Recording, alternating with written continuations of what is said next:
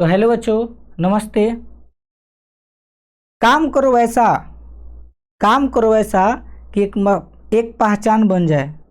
काम करो वैसा कि एक पहचान बन जाए। हर कदम ऐसा चलो कि निशान बन जाए। हर कदम ऐसा चलो कि निशान बन जाए। यहाँ ज़िंदगी तो हर कोई काट लेता है। यहाँ ज़िंदगी तो हर कोई काट लेता है। ज़िंदगी जियो इस कदर कि मिसाल बन जाए। तो प्यारे बच्चों, आप लोगों के लिए हिंदी गद्यखंड में चैप्टर 4 लेकर आए हैं, जिसका नाम है अर्धनारीश्वर। क्या नाम बच्चों? अर्धनारीश्वर। और इस चैप्टर में जितने भी मोस्ट इम्पोर्टेंट क्वेश्चन हैं वो आप लोगों के बीच में लाए हैं। और इस चैनल पर आप लोगों को बेहतर से बेहतर पढ़ाई कराया जाएगा। ठीक है, आप लोग बस इस चैनल पर भरोसा रखो, उम्मीद रखो। आपको जो है निराश नहीं होने देंगे हम। आपको जो है इस चैनल पर जो है कंटिन्यू हमेशा जो है आप लोगों के सामने एक जो है वीडियो आप लोग को आता रहेगा।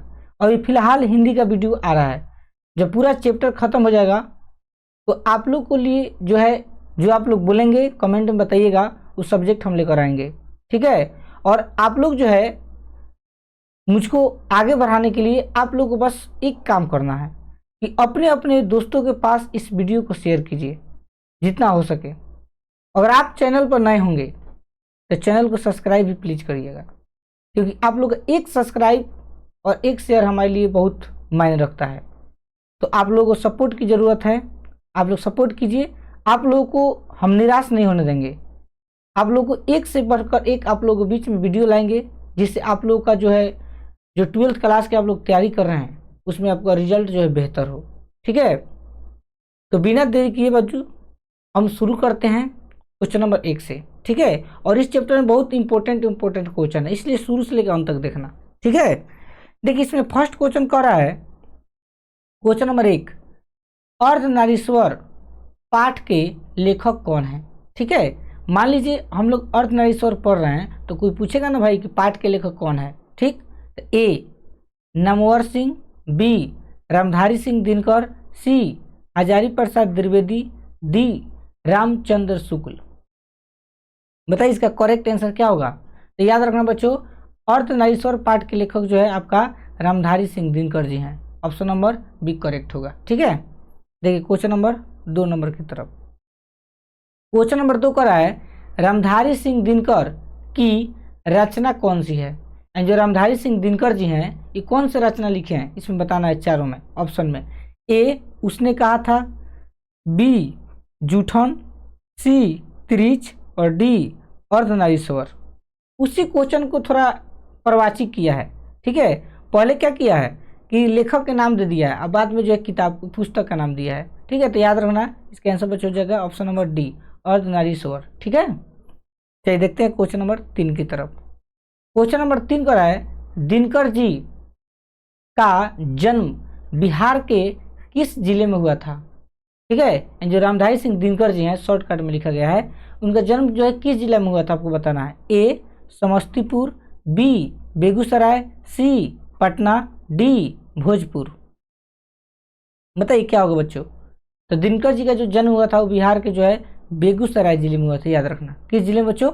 बेगूसराय। चलिए देखिए नेक्स्ट क्वेश्चन नंबर 4, अर्धनारीश्वर में किस गुण का समन्वय है? ठीक, यानी अर्धनारीश्वर में किस गुण का समन्वय किया गया है? ए नारी के, बी पुरुष के, सी नारी और पुरुष दोनों के, डी इनमें कोई नहीं। बताइए क्या होगा इसका आंसर? तो बच्चों ऑप्शन नंबर सी होगा, नारी और पुरुष दोनों को जो है इसमें गुण को क्या किया गया है, बताया गया है कि नारी का गुण कैसा होता है, पुरुष का गुण कैसा होता है। चलिए देखते हैं next question. Question number 5, Dinkar ji की पहली काव्य पुस्तक कौन सी है?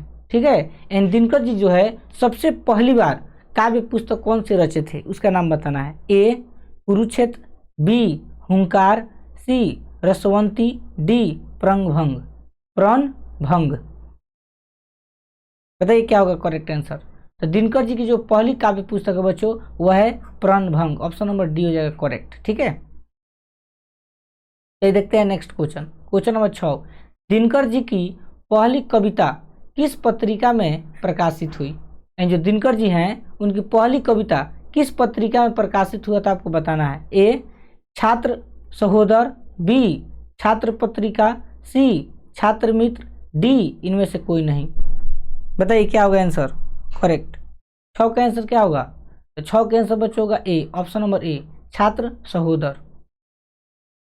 क्वेश्चन नंबर 7, दिनकर जी की पहली कविता कब प्रकाशित हुई? जो दिनकर जी पहली कविता लिखे हुए थे, ठीक है, उनका जो है प्रकाशित यानी मार्केट में जो है कब आया था?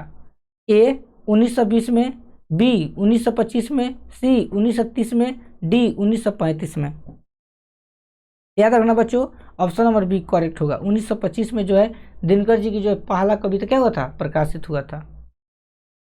देखते हैं next question number 8, Dinkar ji के अनुसार यदि पति विचार है तो पत्नी क्या है? ध्यान समझिएगा, दिनकर जी के अनुसार यानी जो दिनकर जी बताए हैं इस पाठ में, उनके अनुसार यदि पति विचार है तो पत्नी क्या है?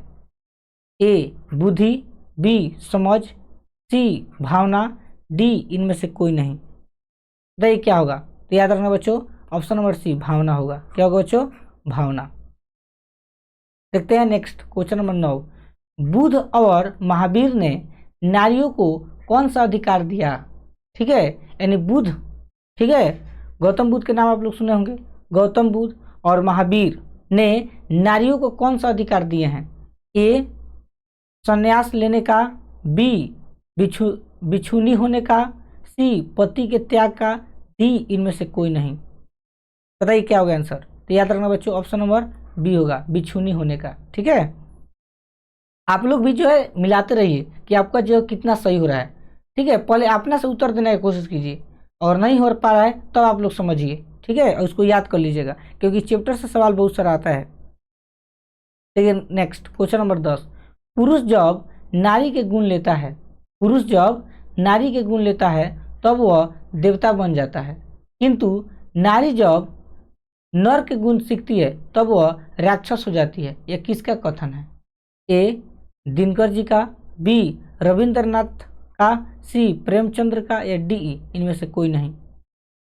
याद रखना बच्चों, यह जो है प्रेमचंद्र बोले हैं, प्रेमचंद्र ने कहे हैं कि पुरुष जब नारी के गुण लेता है तो किसके समान हो जाती है?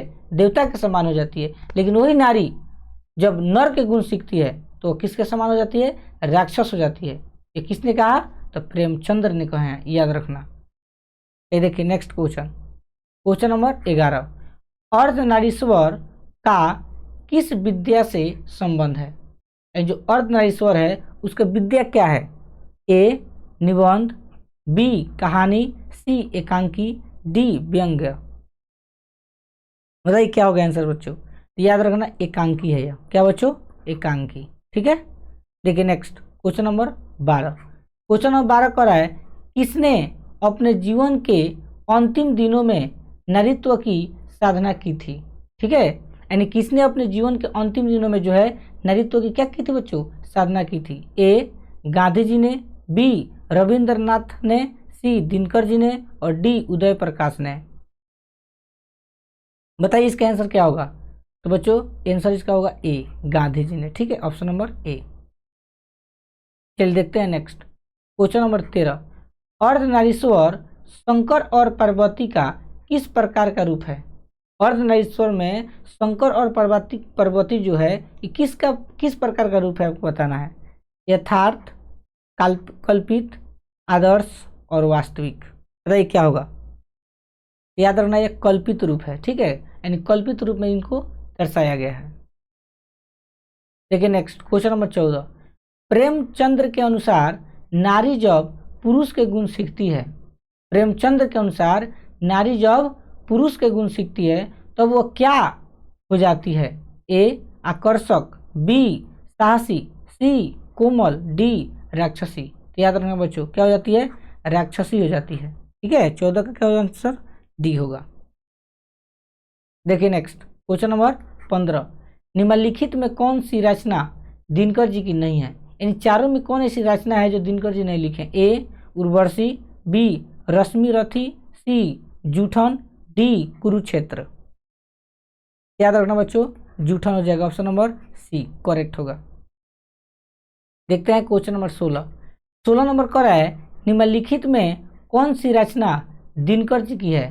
ठीक है, निम्नलिखित में कौन सी रचना दिनकर जी की है। ए सदियों का संताप, बी हो जाएगा आपका परशुराम की प्रतीक्षा, सी दरियाई घोड़ा, डी रसातल यात्रा। बताइए क्या होगा, 16 का आंसर बताइए, ए बी सी डी। निम्नलिखित में कौन सी रचना दिनकर जी की है। सदियों का संताप, बी परशुराम की प्रतीक्षा, सी दरियाई घोड़ा, डी रसातल यात्रा। क्या होगा बताइए आप सभी को। तो याद रखना बच्चों, इसका आंसर हो जाएगा ऑप्शन नंबर बी परशुराम की प्रतीक्षा। ठीक है, चलिए देखते हैं next question number 17। Question number 17 कह रहा है दिनकर को किस कृति पर भारतीय ज्ञानपीठ पुरस्कार प्राप्त हुआ। यानी दिनकर जी को कौन ऐसी कृति, कौन ऐसी किताब, यानी कौन ऐसी पुस्तक जो है लिखे हैं जिनको भारतीय ज्ञानपीठ का क्या मिला है, पुरस्कार मिला है। ए अर्धनारीश्वर, बी उर्वशी, सी हुंकार, डी कुरुक्षेत्र। बताइए क्या होगा। तो याद रखना बच्चों, option number B Urvashi. Urvashi ऐसा इनका पुस्तक था, किताब, जिसे इनको क्या मिला है, भारतीय ज्ञानपीठ का पुरस्कार प्राप्त हुआ है। ठीक है, देखते हैं नेक्स्ट क्वेश्चन नंबर 18। युद्ध और शांति की समस्या पर लिखी गई काव्य कृति है। यानी युद्ध और शांति के बारे में कौन ऐसी समस्या है जिस पर लिखा गया काव्य कृति, उसके बारे में बताना। ए नील कुसुम, बी कुरुक्षेत्र, सी दृंद गीत और डी रश्मि रथी। बताइए क्या होगा बच्चों। तो याद रखना ऑप्शन नंबर बी कुरुक्षेत्र में जो है युद्ध और शांति की समस्या पर लिखी गई क्या है, काव्य कृति है। देखिए नेक्स्ट क्वेश्चन नंबर 19। अर्धनारीश्वर कल्पित रूप है। यानी अर्धनारीश्वर जो है किसका कल्पित रूप है। ए शिव और पार्वती का, बी राम और सीता का, सी राधा और कृष्ण का, डी विष्णु और लक्ष्मी का। तो अर्धनारीश्वर में कल्पित रूप किसका बच्चों, तो शिव और पार्वती का। ठीक है, याद रखना शिव और पार्वती का। देखते हैं नेक्स्ट क्वेश्चन नंबर 20। गांधारी थी, यानी गांधारी कौन थी। ए दुर्योधन की माँ, बी कृष्णा की माँ, सी अर्जुन की माँ, डी बलराम की माँ। बताइए करेक्ट आंसर क्या होगा।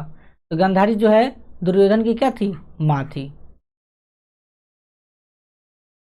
Question number 21। प्रेमचंद्र थे, यानी प्रेमचंद्र क्या थे। ए गीतकार, बी कथाकार, सी फिल्मकार, डी संगीतकार। बताइए क्या थे। तो प्रेमचंद्र क्या थे बच्चों, किताबों को लिखते थे, कथाकार थे। ठीक है, देखते हैं 22 नंबर। दिनकर का जन्म कब हुआ था। वहां पर पढ़े हैं इसके पहले कि दिनकर जी का जन्म किस जिला में हुआ था, तो बताए थे आप लोग को बेगूसराय बताए थे ना। लेकिन यहाँ पूछ रहा है दिनकर में रामधारी सिंह दिनकर का जो है जन्म कब हुआ था। ए 23 सितंबर 1908, बी 22 दिसंबर 1912, सी 28 सितंबर 1911, डी 22 सितंबर 1913 को। बताइए क्या होगा आंसर इसका करेक्ट। याद रखना बच्चों, आंसर हो जाएगा 22 के ए 23 सितंबर 1908 को जो है दिनकर जी का क्या हुआ था बच्चों, जन्म हुआ था। ये देखिए नेक्स्ट क्वेश्चन नंबर 23। दिनकर किस युग के कवि हैं। जो दिनकर जी हैं वो किस युग के कवि हैं। भारतेंदु युग, शैवादी युग, शैवोत्तर युग, डी नव्य काव्य आंदोलन युग। बताइए 23 का आंसर क्या होगा। याद रखना बच्चों, option number C, option number क्या हो जाएगा सी छायावोत्तर युग हो जाएगा। ठीक है, ये देखते हैं नेक्स्ट क्वेश्चन नंबर 24 की तरफ। संस्कृति के 4 अध्याय किसकी कृति है। संस्कृति के 4 अध्याय किसकी कृति है। ए गुलाबदास, बी हजारी प्रसाद द्विवेदी, सी आचार्य सीताराम चतुर्वेदी, डी रामधारी सिंह दिनकर। बताइए करेक्ट आंसर क्या होगा। तो याद रखना बच्चों, option number D Ramdhari Singh Dinkar हो जाएगा। ठीक है, ये देखते हैं नेक्स्ट क्वेश्चन नंबर 25। कौन सी कृति रामधारी सिंह दिनकर की लिखी हुई है। यानी कौन सी कृति है चारों में जो रामधारी सिंह दिनकर क्या है लिखी हुई है। ए शुद्ध कविता की खोज, बी पुनर्वा, सी स्मृति की रेखाएं, डी कविता के लिए कविता के नए प्रतिमान। बताइए क्या होगा 25 का आंसर। याद रखना बच्चों, 25 का आंसर ऑप्शन नंबर ए हो जाएगा, शुद्ध कविता की खोज। बस बच्चों इस चैप्टर में आप लोग का टोटल 1 से लेकर 25 को ऑब्जेक्टिव क्वेश्चन है। अगर आप लोग शुरू से अंत तक अभी तक देखे हैं तो आप लोग ईमानदारी पूर्वक बताइए कि आप लोग का 1 से 25 में अपने से कितना सवालों का आप जवाब दिए हैं, कमेंट में बताइए। और आप लोग जो है ये भी बताइए हमको कि अगर हिंदी कंप्लीट हो जा रहा है तो हिंदी के बाद जो है हम किस सब्जेक्ट का ऑब्जेक्टिव और सब्जेक्टिव लेकर आएंगे। पहले से आप लोग बता कर रखेंगे तो उसका क्या होगा, उसका हम PDF बनाकर तैयार रखेंगे, ठीक है ना, दिक्कत नहीं होगा, कंटिन्यू वीडियो आप लोगों को मिल जाएगा। तो जो भी चीज़ के अगर सब्जेक्ट का आप लोग पढ़ाई करते हैं जिसमें आप लोगों को बाधा हो रहा है, स्टॉपिंग हो रहा है, समझ में नहीं आ रहा है, वो टॉपिक आप लोग कमेंट में बताइए, उसको हम लाने की कोशिश करेंगे। ठीक है, तब तक के बाय।